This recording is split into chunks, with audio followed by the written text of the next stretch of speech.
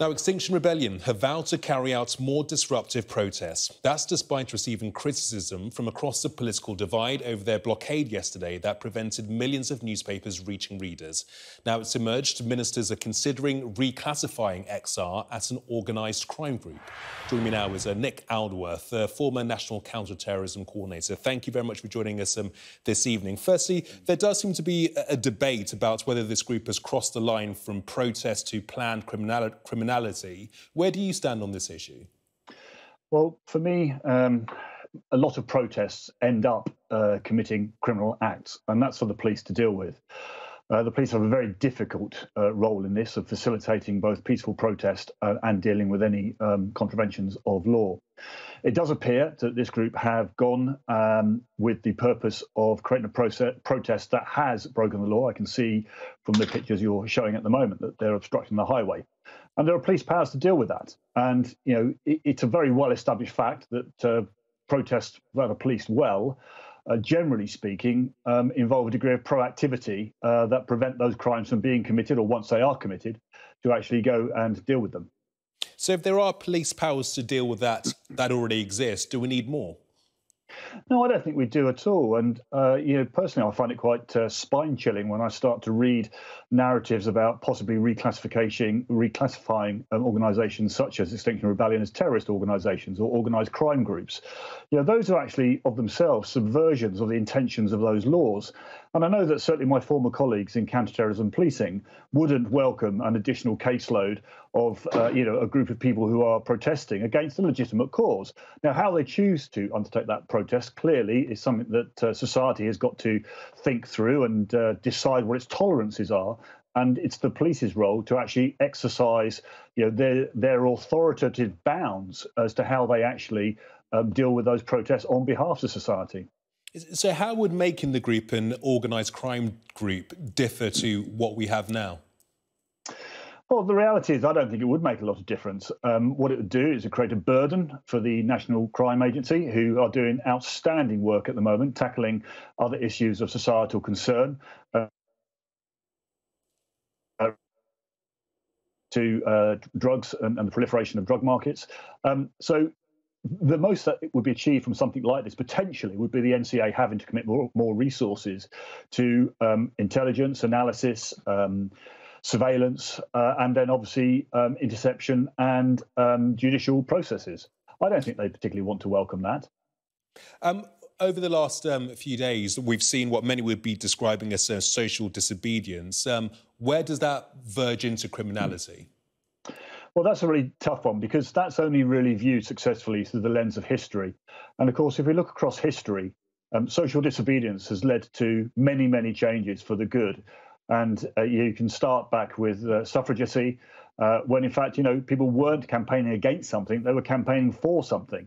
And I know that the Extinction Rebellion group are arguing the same case, that they are arguing for important change that they don't see happening from government, and this is their version of civil disobedience. The reality is that most protest involves some form of civil disobedience, and it's the scale of it that makes it hard to police. But again, let's not lose sight of the scale of Extinction Rebellion at the moment. You know, as a former commuter into London, I can personally vouch for how inconvenient it was for some of the actions that you know took place last year. But against the scale of other protests, this is still relatively minor. If you look back to the 1960s, in a single day, the Committee of 100 had over 1,300 people arrested in protests against nuclear armament. And we saw that follow through with things like the poll tax. You know, my understanding is something like 25 million defaults on that piece of legislation. And so civil disobedience isn't new. It shouldn't be something that we should be overly frightened of. But the reality is, and I have great sympathy for my former colleagues, it is something that requires resourcing. And of course, the timing at the moment is very, very challenging with everything else that's going on inside the country. And with all that in mind, some have even gone as far as to say that this group is a threat to national security. For the avoidance of doubt, what does constitute a threat to Britain's security? Well, I would only look at that through the lens of terrorism. I mean, there are many, many different threats to national security, and they might well range from, you know, denial of infrastructure. But the Terrorism Act is quite clear of itself, and it talks about, you know, actions or threats of actions that involve serious violence against people, serious violence against property, endangers people's lives, creates serious risk to health or public safety, and or seriously interferes with electronic systems. And I think when you look at the breadth of those criteria, Extinction Rebellion aren't in that field at the moment.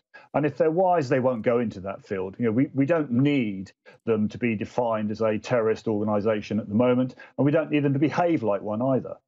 Many would argue that if you don't get tough on a group such as Extinction Rebellion, it will embolden them to carry out more disruptive activity.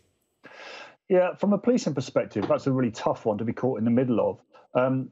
Some years ago, the very forward-thinking organisation sent me off to university and asked me to write a dissertation on the effects of some public order tactics. Particularly at that time, it was kettling after the 2010 student protests.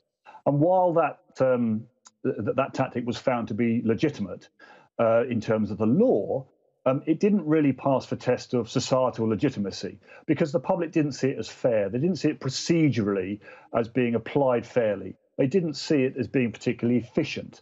Their perception was it exceeded the bounds of authority that the police really had. And we've got to bear in mind that the police are the only arm of government that can use coercive force against the citizenry without mobilising the military, of course. And that's a factor that we really must hold very carefully. And the de-escalation or the de-escalation to need to use such force needs to be something that we need to hold very, very dear. So ultimately, this is more about police resources as opposed to a change of the law. What do you mean by resources? I mean, what do officers who are on the ground dealing with the protests need in order to be able to deal with Extinction Rebellion? So first of all, they do need the law. And my view is, from what I've seen of protests over the last year or so, is that criminal offences have been committed and therefore the powers do exist to deal with those matters. So that's the first thing. The next thing is you then need people, and some of those people will need to have specialist skills to actually deal with those protesters. And I can only really judge from what I've seen through the media. I haven't been to the site at Broxbourne or elsewhere. But it does appear to me that the protesters are using some fairly conventional obstruction tactics. We've seen those sorts of tactics for a long, long time now, both with Extinction Rebellion and before them environmental protests on places such as the Newbury Bypass. And policing skills and equipment and resources do exist to be able to deal with that. What's then required is either the operational or the political will to do so. Nick Aldworth, former National Counter Terrorism Coordinator. Very interesting talking to you this evening. Thank you. Thank you. We've just been getting an update on coronavirus from the Health Secretary,